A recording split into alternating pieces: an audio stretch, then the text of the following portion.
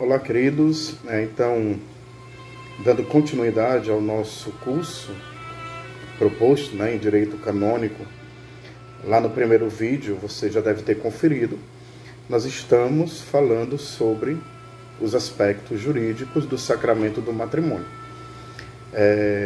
A nossa proposta são 5 partes, então 5 vídeos.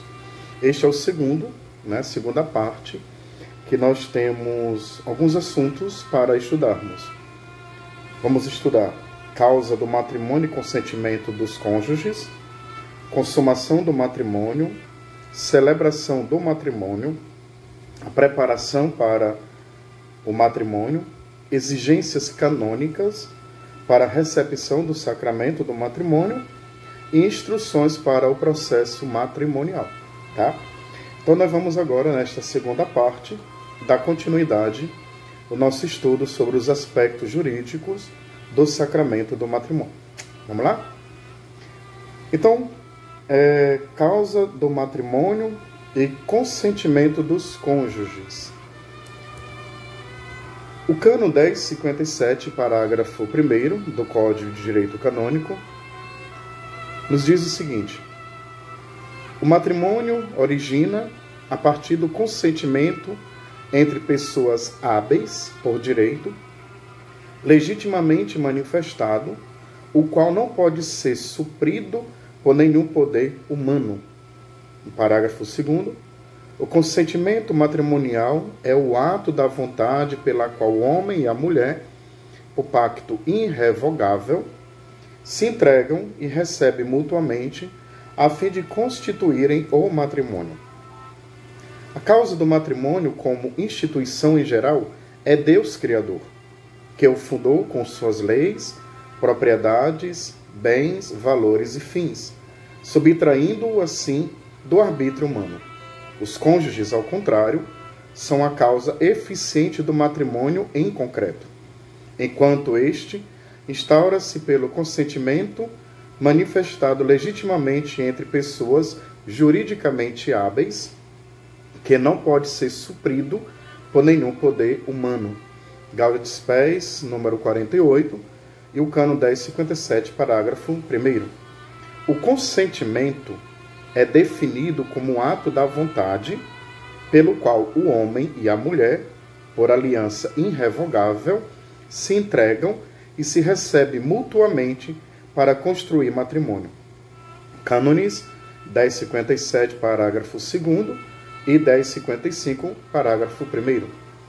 A nota da irrevocabilidade do consentimento pessoal implica em que, uma vez que este tenha sido validamente dado, o matrimônio em sua permanência não depende dele. Uma revogação de caráter psicológico ou intencional sucessiva não tem efeitos nem no plano sacramental, nem no jurídico. A irrevocabilidade do consentimento e a estabilidade da instituição matrimonial são dadas pelo objeto do consentimento.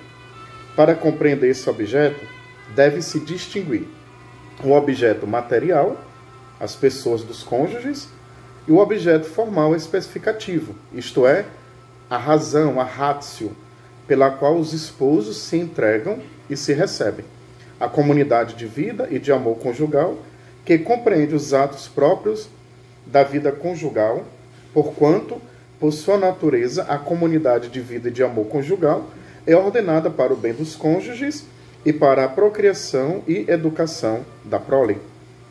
Portanto, o objeto integral do consentimento é a doação, a aceitação mútua dos cônjuges, não somente em função dos atos orientados à procriação, mas também em função de todos os atos que exprimem a comunhão íntima de toda a vida e o amor conjugal.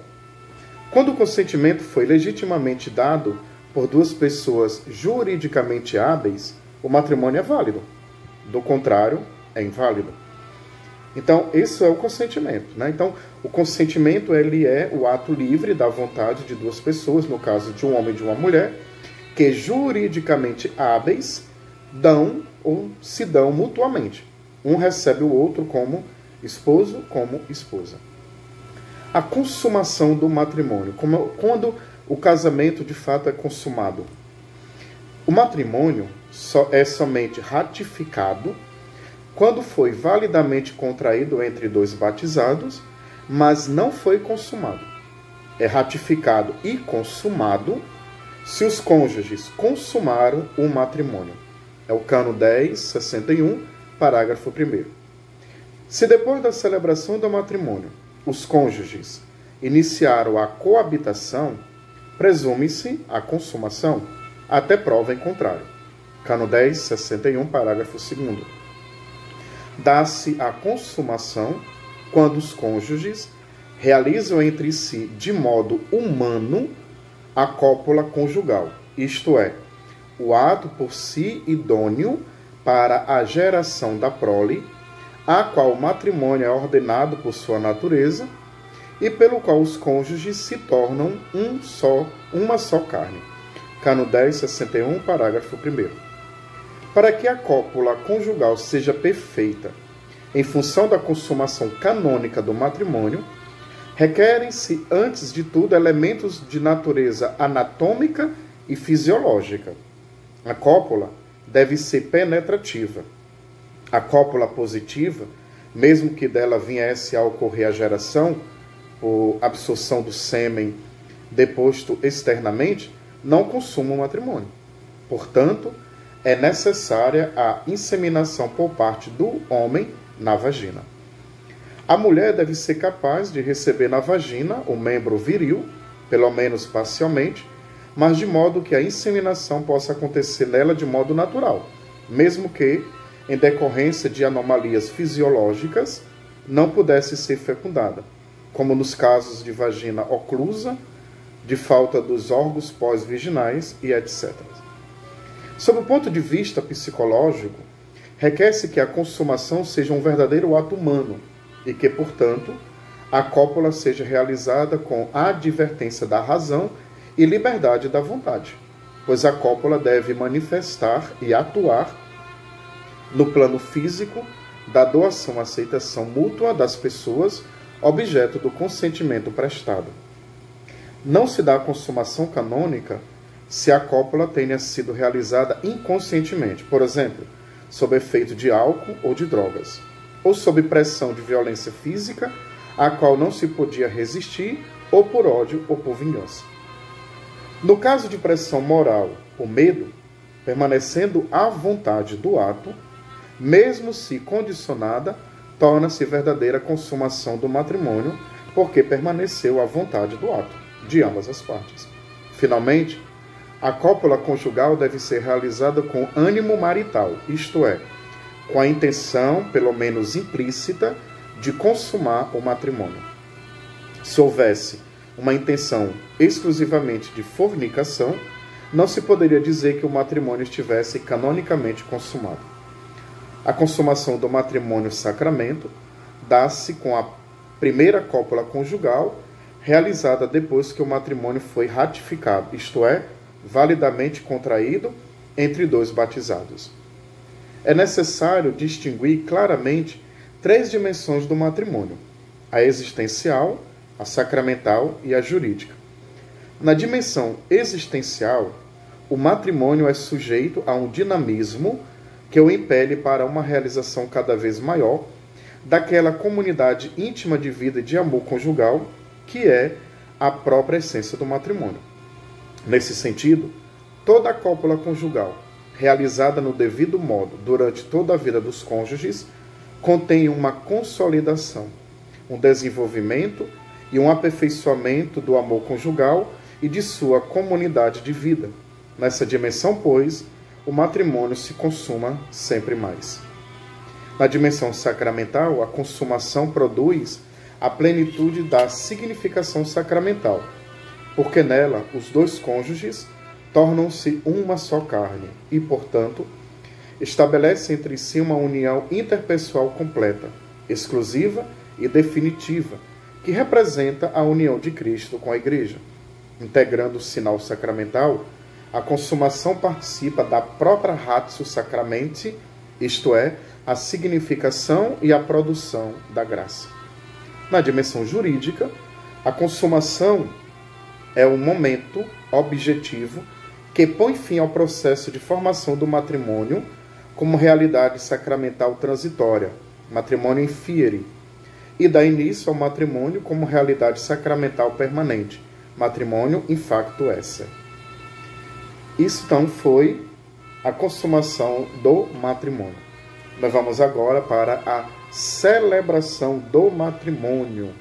Não é todos os aparatos, toda aquela, né, os enfeites, o vestido da noiva, as luzes, flores, tudo isso, né? Vamos lá. A celebração do matrimônio cristão deve ser a expressão do compromisso, do amor fiel, que faz entre si o homem e a mulher, para formar uma família, numa verdadeira comunhão de vida e de amor conjugal. Esta união, vivida à luz da fé, é igualmente um sacramento, sinal da graça de Deus que une os esposos, como Cristo está unido à sua igreja. Seus frutos serão o bem do casal e a felicidade dos filhos a serem gerados e educados responsavelmente na fé. Esta celebração só será verdadeiramente litúrgica e solene quando expressão desta realidade interior. Então, a celebração do matrimônio, ela não deve fugir ao seu significado. E qual é o significado? Expressar o amor conjugal daquele casal, daquele homem e daquela mulher, que buscam, diante do altar do Senhor, receberem uma bênção, a graça, que durará por toda a sua vida. Agora vamos para o próximo ponto, que é a preparação para o matrimônio. Os nubentes católicos que ainda não receberam o sacramento da confirmação, recebam-no antes de serem admitidos à celebração do matrimônio, se isto for possível, sem grave incômodo. É o que nos diz o cânon 892. Não sendo crismados, sejam estimulados não só a fazê-lo na primeira oportunidade, mas ainda a assumir o consequente engajamento pastoral na comunidade. Para que o matrimônio seja recebido com fruto, recomenda-se insistentemente aos noivos que se aproximem dos sacramentos da penitência e da Santíssima Eucaristia. Cânon 1065, parágrafo 2º. Então, esta preparação para o matrimônio, né, é coisa simples, mas muito fundamental, porque ela vai gerar toda a vida, né, do casal. Né? Então, uma boa preparação, bem substancial, né, dada pelas pastorais que são responsáveis por esta formação ou esta preparação, os noivos, os cônjuges, ficarão muito bem formados, né? Vamos agora para o outro ponto, que são as exigências canônicas para a recepção do sacramento do matrimônio. Quais são elas? Primeiro, o diálogo com os noivos para a abertura e o andamento do processo matrimonial não deve ficar apenas aos cuidados da secretaria ou secretária paroquial, mas é um dever do pastor de almas, né, do pároco. O pároco que deve ter esse diálogo com os noivos. O pároco deverá ter um colóquio com os noivos, certificando-se de que estejam preparados para a celebração do matrimônio. É oportuno que este colóquio se dê no início do processo matrimonial, a fim de orientá-los com zelo e de evitar que eventuais problemas ou impedimentos se tornem conhecidos só mais tarde, na iminência da celebração, dificultando a busca de uma solução adequada. Antes da celebração do matrimônio, durante o tempo de sua preparação, cuidem os pastores de almas, especialmente os párocos, os que a eles são equiparados, que se evidencie a não existência de qualquer impedimento para a válida e lícita celebração do matrimônio. Cânon 1067. Então, essas exigências canônicas, não é? Elas são importantes porque o pároco, que é o pastor de almas, né? Ele vai ali, no diálogo com os noivos, perceber se tem algum impedimento, se tem alguma dificuldade, algum problema, que ele possa ajudar os noivos a resolver, tá? E o último ponto desta segunda parte, nós vamos falar agora sobre as instruções para o processo matrimonial. Temos o formulário. Deve ser devidamente preenchido, contendo dados pessoais e a declaração assinada pelos nubentes de não possuírem qualquer impedimento ou proibição para o matrimônio e de o aceitarem tal como a Igreja Católica o entende, incluindo a unidade, a fidelidade, a indissolubilidade e a liberdade do consentimento, né? Aquele formulário que as paróquias têm deve ser muito bem preenchido e os noivos devem estarem muito bem atentos para preencher e responder o que ali está escrito. Certidão de batismo deve ser autêntica, assinada pelo pároco ou vigário paroquial, expedida expressamente para o matrimônio e com data não anterior a 6 meses da apresentação da mesma, incluindo eventuais anotações marginais do livro de batizados. Atestado de óbito do cônjuge anterior, caso estejamos falando de um viúvo ou uma viúva. Quando se trata de nubente viúvo, não pode abrir mão do atestado de óbito do cônjuge falecido, o anterior. Não se exige a realização prévia do contrato civil, mas um comprovante de habilitação para o casamento civil. Aqui é importante dizer o seguinte: não é obrigado para casar na Igreja Católica primeiro ser casado no civil, de maneira nenhuma. O que a Igreja manda e pede é que haja um comprovante dado pelos cartórios civis de habilitação para o casamento civil. E todos os cartórios sabem o que é isso. Outros documentos eventualmente necessários, requeridos pelo bispo, pelo arcebispo das dioceses. Este processo canônico pode ser instaurado na paróquia do noivo ou da noiva, se um dos nubentes reside em outra paróquia ou diocese, diferente daquela em que foi instruído o processo de habilitação matrimonial, serão recolhidas informações e se farão os proclamas também na paróquia daquele nubente. Se for constatada a existência de algum impedimento ou proibição canônica, o pároco deve comunicá-la aos nubentes e, conforme o caso, encaminhar o pedido de dispensa ou de licença. Nós vamos estudar isso lá na frente. Com os motivos que justificam o pedido e o faça não pelas mãos dos nubentes ou familiares, mas pessoalmente ou através da secretaria paroquial. Ok? Então essas são as instruções para o processo matrimonial. Então aqui a gente conclui esta segunda parte, neste segundo vídeo, desta nossa formação sobre os aspectos jurídicos do sacramento do matrimônio. Ok?